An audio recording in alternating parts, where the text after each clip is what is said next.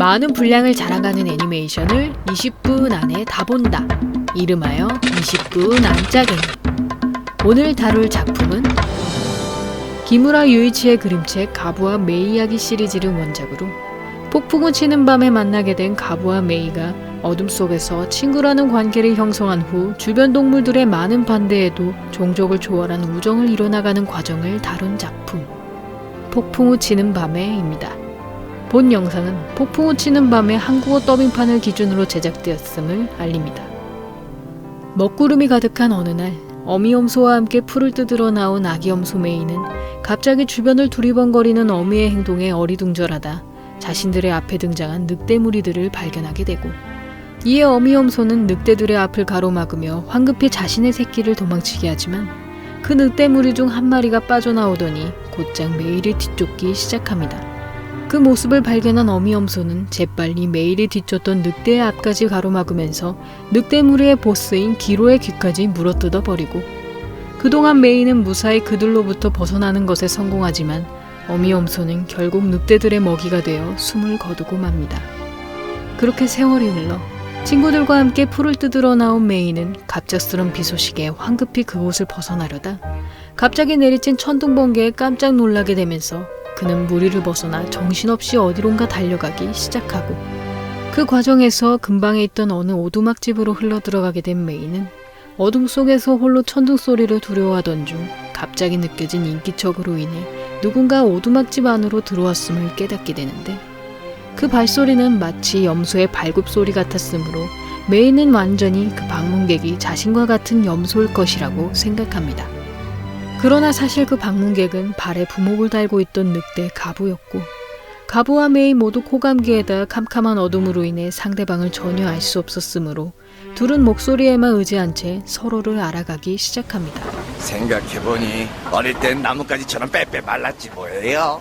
엄마한테 많이 먹어 더 많이 먹으라고 잔소리 꽤나 들었는데. 저도 그랬어요. 먹을 수 있을 때 배불리 실컷 먹어두지 않으면 빨리 뛰어야 할 때 제대로 뛸 수 없다고 말이에요. 우리 엄마도 입만 뗐다 하면 그렇게 잔소리했걸랑요. 물론 그런 말을 한 건 엄마가 아니라 할머니였지만요.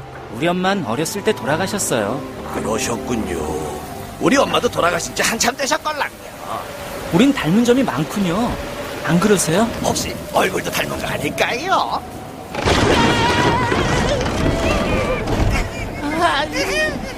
혹시 제 얼굴 보셨어요? 닮았던가요? 깜짝 놀라는 바람에 눈을 감아버렸지 뭐예요? 겁쟁이는 아니지만 천둥소린 질색이에요. 피장파장이걸랑요. 간 떨어지는 줄 알았네. 싫어하는 것도 그렇고 우리 정말 비슷한 점이 많지 않나요? 나도 생각했어요.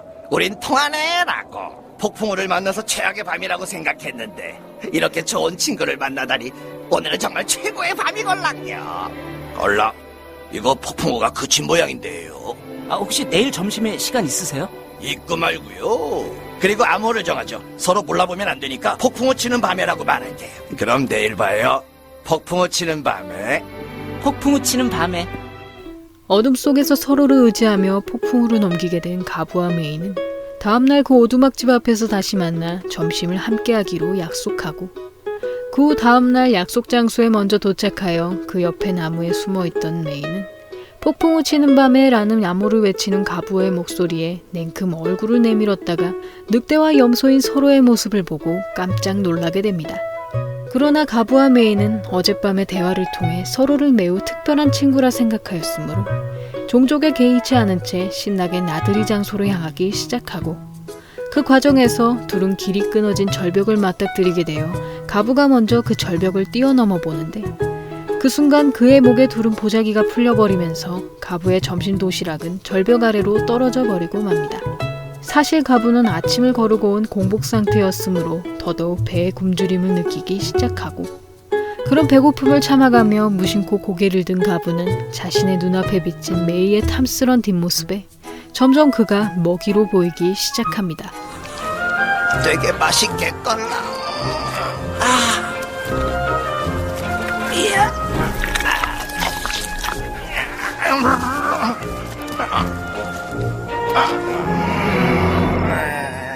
왜 그러는 거야?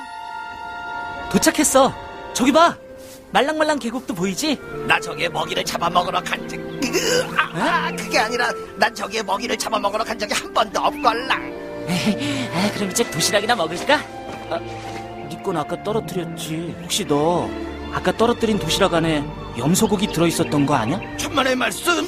내가 세상에서 제일 싫어하는 게 염소고기걸랑. 믿어도 되지? 난 괜찮으니까 어서 풀이나 많이 먹으셔.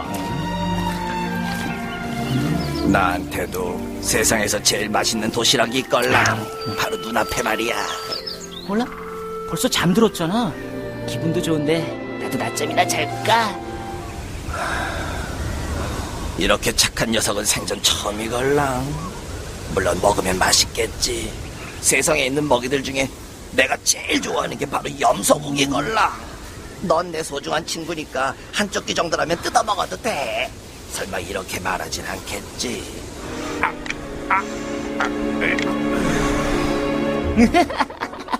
내 귓가에서 뭐 하는 거야? 그럼 이제 그만 가야겠지? 그래, 그게 좋겠어.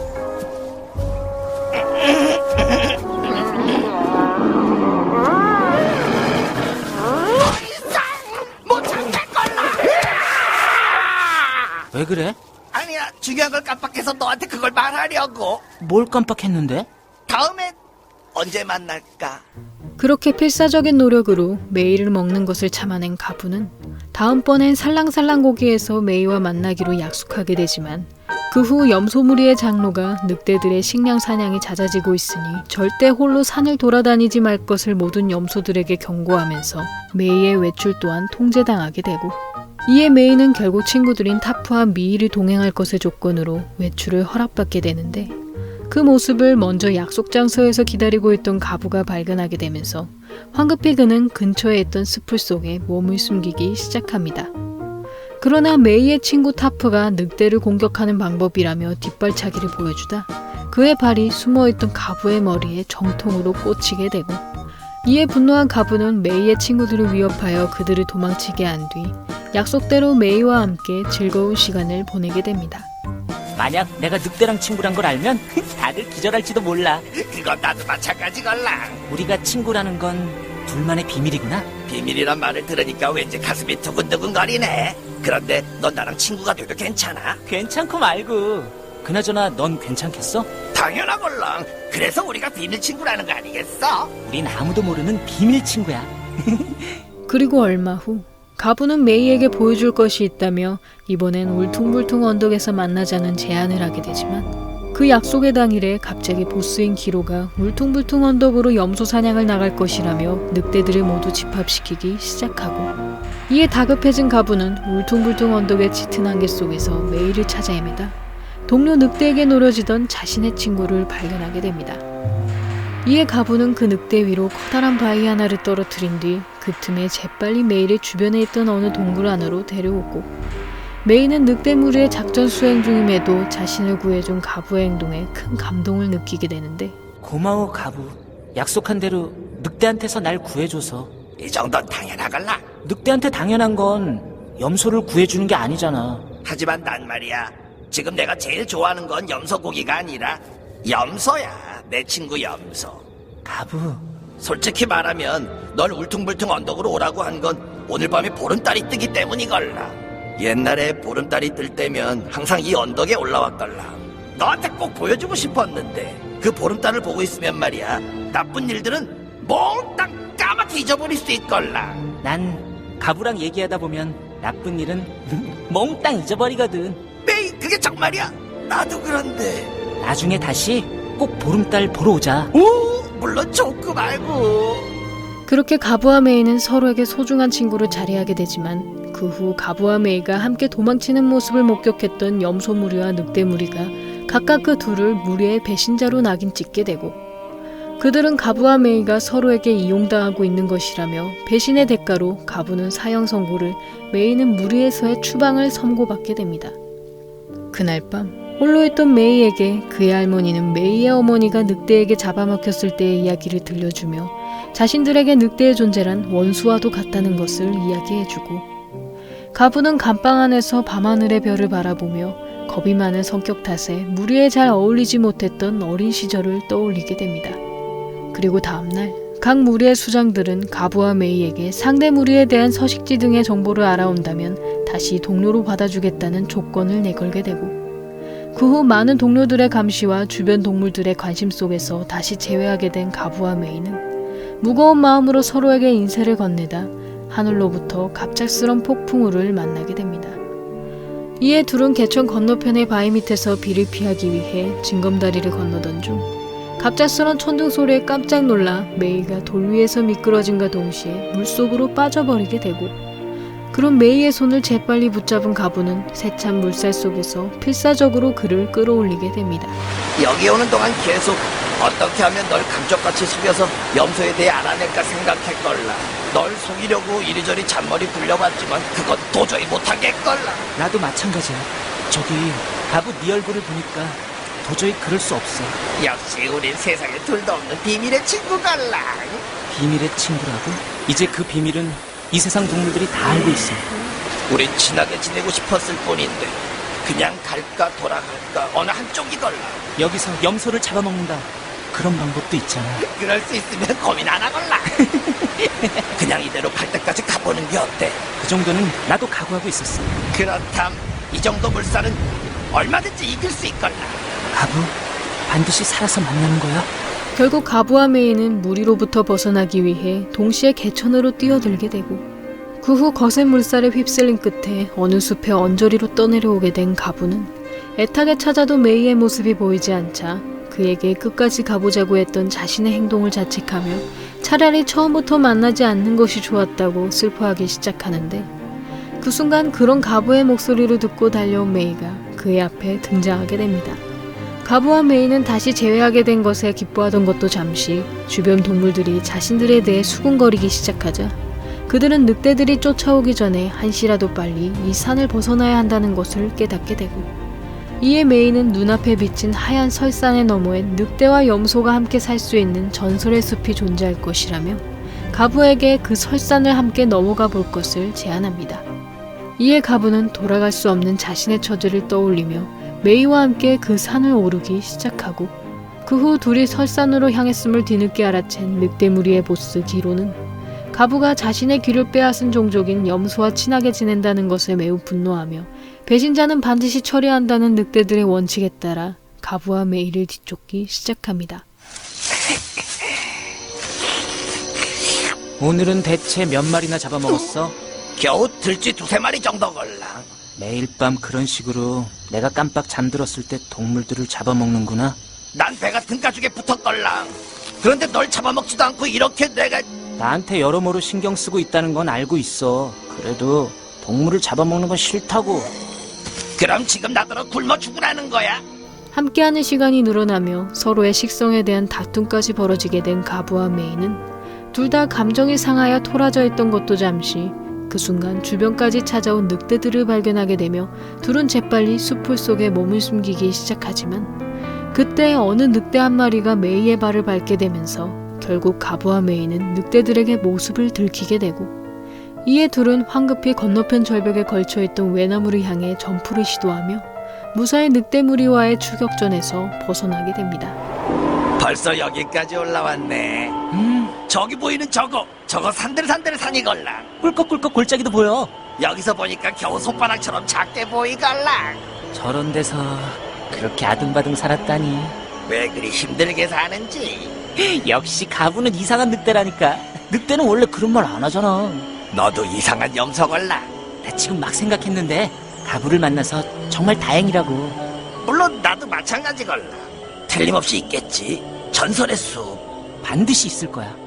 그러나 눈이 쌓인 꼭대기층에 돌입하며 먹을 것도 쉴 곳도 없어지자 메이는 더 이상 버티지 못한 채 눈 속에서 주저앉아 버리고, 이에 가부는 황급히 거대한 눈더미에 굴을 파서 그 안으로 메이를 데려오지만 고된 여정으로 많이 쇠약해져 있던 그는 쉽게 기운을 차리지 못합니다. 거기다 가부 또한 메이보다도 오랫동안 굶주린 탓에 이젠 본능적으로 메이를 보며 입맛을 다시는 수준까지 오게 되는데, 지금 내가 맛있는 음식처럼 보였지? 저 천만에 친구는 어떻게 음식으로 보겠어? 어차피 이런 눈보라치는 산속에선 아마 도저히 난 살 수 없을 거야. 그러니까 가부, 내 목까지 살아줘. 가부를 만나서 지금까지 너무너무 행복했어. 목숨을 걸어도 좋다고 생각하는 친구를 만나서 말이야. 네가 날 만나서 느낀 행복보다 내가 널 만나서 느낀 행복이 더 많을 거걸라. 넌 배가 부를 때까지 먹이를 먹고 건강하게 이 산을 넘어줘. 먹이라면 있잖아. 여기에. 메이가 무슨 먹이라는 거야? 그것 봐. 아니야. 울지 마. 제발 울지 마. 왜 자꾸 배꼽시계가 우는 거야? 난 뭐 때문에 염소고기를 먹어야 하는 이런 늑대로 태어난 거야! 있잖아, 가부. 예전에 우리가 처음 만난 오두막집 안에서 내가 염소란 걸 알았다면 어떻게 했을까? 잡아먹었겠지. 지금을 그때라고 생각해봐. 난 상관없걸랑. 우리 둘 중 누가 살아남든 우리 둘 다 굶어 죽든 그 어느 쪽이든 나랑 메이 이제 두 번 다시 얼굴을 보고 얘기할 수 없게 되잖아. 우리가 지금까지 함께 지낸 시간들은 세월이 지나도 절대 사라지지 않아. 메이 말이 맞아. 같이 있는 시간이 짧은지 긴지 그 차이일 뿐이걸랑. 네가 정 그렇게 원한다면 한번 해볼게. 여기서 처음 만난 걸로 치고 내가 밖에서 살짝 다가와 팍 덤비는 거야. 그럼 가부, 건강해야 돼. 안녕. 그래, 안녕. 메이의 부탁에 가부는 굴 밖으로 나갔다가 처음 만난 것처럼 다시 돌아오기로 약속하지만 사실 가부는 친구를 먹을 생각은 추호도 없었기에 오히려 밖에서 메이가 먹을 풀을 찾아보기 시작하고 그 과정에서 늑대 무리들이 이곳으로 달려오는 것을 발견한 가부는 메이가 말했던 목숨을 걸어도 좋은 친구라는 말을 떠올리며 홀로 늑대 무리들을 향해 뛰어들기 시작합니다. 가부는 늑대들이 메이에게 가지 못하도록 막는 과정에서 결국 기로에게 큰 상처를 입게 되고 이에 기로는 가부의 숨통을 끊을 마지막 공격을 행하려 하지만 그 순간 절벽 위에 쌓여있던 눈들이 한꺼번에 들이닥치면서 가부를 포함한 모든 늑대들은 그 눈사태에 휩쓸려 버리고 맙니다. 그리고 다음날 돌아오지 않는 가부를 찾으러 나온 메이는 전설이라고 생각했던 설산 너머의 숲을 발견하게 되고 이에 그는 가부의 이름이 연신 외치며 자신들이 해냈다는 것에 매우 기뻐하지만 그 후 계절이 여러 번 바뀌고 세월이 흘러도 가부가 나타나지 않자 메이는 모든 것에 자포자기한 채 쓰러져 버리고 맙니다.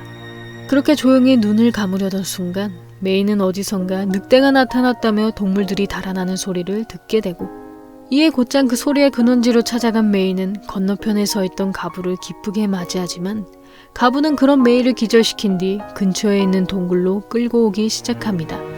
가부! 정말 다행이야. 살아있었구나. 있잖아, 가부 맞지? 가부, 여기서 지금 뭐 하는 거야? 조용히 해. 맛있는 먹이가 도망치지 못하게 지키고 있잖아. 혹시 날 말하는 거야? 나야, 메이. 나 모르겠어? 그 가부라는 거 혹시 날 말하는 거야? 정말 이 메이를 몰라보는 거야? 난 너 같은 염소 생전 처음 봐. 내가 누군지도 모르는데 어떻게 널 알겠어. 하지만 내가 기억하고 있는 건 딱 한 가지 있지. 염소고기를 무지무지 좋아했단 거야. 오늘은 특별이야. 오늘 밤 보름달이라도 구경하면서 느긋하게 먹어드리지. 제발 옛날 기억을 떠올려봐. 우린 친한 친구였어. 웃기는 소리 작작해. 우리가 어떻게 친구가 될 수 있어? 같이 소풍 간 적도 있고 여기 올 때도 처음엔 같이 올라왔어. 시끄러워! 아무리 살고 싶어도 그렇지 그런 거짓말을 하다니 너무 뻔뻔스럽지 않냐? 그때 가부한테라면 잡아먹혀도 좋다고 생각했어. 지금의 가부는 가부가 아니야. 이렇게 될 바에야 가부를 만나지 않았으면 좋았을걸. 차라리 그냥 그 폭풍우 치는 밤에 만나지 않았으면 좋았을걸. 폭풍우 치는 밤에 눈사태의 충격으로 인해 기억을 잃었던 가부는 폭풍우 치는 밤에 라는 말에 순간 메이와 만났던 그 오두막집을 떠올리게 되며 그동안 있었던 모든 기억들을 되찾게 되고 그 후 가부와 메이는 예전에 했던 약속대로 그날 밤 아름다운 보름달을 함께 구경하게 되면서 폭풍우 치는 밤에는 해피엔딩을 맞이합니다. 폭풍우 치는 밤에는 원작인 가부와 메이 이야기 시리즈 7권의 내용들을 모두 반영하고 있는데 사실 한국에서는 원작 그림책이 정발될 당시 가부가 눈사태에 휩쓸리는 것으로 끝나는 6권까지만 발행되었기에 많은 분들이 본 작품의 원작은 가부가 죽었다고 생각하는 경우가 많으나 실제로는 2005년에 일본에서 마지막 권인 7권이 발행되었고 한국에서는 2005년에 1권부터 6권까지 발행된 뒤 7권의 소식은 묘연하다가 본 작품의 원작 그림책이 드라마 죽은의 태양을 통해 인기를 얻게 되면서 6권이 발행된 지 9년 만에 마지막 권인 7권이 발행되게 됩니다. 그러나 사실 원작 작가는 6권에서 막을 내리려 했으나 가부가 눈 덮인 산에서 내려올 것이라 믿는다던 어느 어린 팬의 편지를 통해 7권을 만들기로 결심한 만큼 어찌 보면 원작은 가부가 죽는 것이라 생각하여도 틀린 말은 아니게 되었고, 거기다 7권이 발행된 연도에 본 작품의 개봉이 이루어진 만큼 원작의 7권은 애니어와 함께 제작된 엔딩이라고 보아도 무방할 것으로 생각됩니다. 가부와 메이는 생태계에서 먹이사슬을 이루는 관계로 둘이 친구가 된다는 것은 개인이 아닌 무리로 생활하는 그들의 습성을 생각해 보았을 때 결국엔 생존의 위협이 될 수 있는 요소로 작용하게 되고, 그런 무리를 떠난 가부와 메이는 자신들의 본능보다도 마음의 안정을 찾을 수 있는 존재와의 공존을 택했다고 볼 수 있습니다. 그리고 그들이 처음 만난 날인 폭풍우 치는 밤에 가부와 메이는 서로의 존재를 목소리만으로 인식하며 그 어둠 속에서 폭풍우라는 고난을 넘기는 동지로 같은 사연을 가진 동병상련의 친구로서 정을 쌓게 되는데, 이를 통해 본 작품은 겉모습이나 지위를 모두 제외한 채 상대를 마주하게 되면 그 누구라도 친구가 될 수 있음을 이야기하고, 또한 가부와 메이가 주변을 만류해도 둘이 함께 있는 것을 선택하며 결국엔 고난 끝에 행복을 맞이하게 된다는 엔딩을 통해 관객들로 하여금 다른 사람들에게 얽매이지 말고 계속해서 자신만의 행복을 찾아가라는 것을 말한다고도 볼 수 있을 것입니다. 여기까지 폭풍우 치는 밤에였고요. 여러분의 구독과 좋아요는 힘이 됩니다. 구독을 하시면 다음 영상을 더욱더 빨리 만나보실 수 있습니다. 그럼 많은 시청과 관심 부탁드리면서 다음 편에서 만나 뵙겠습니다.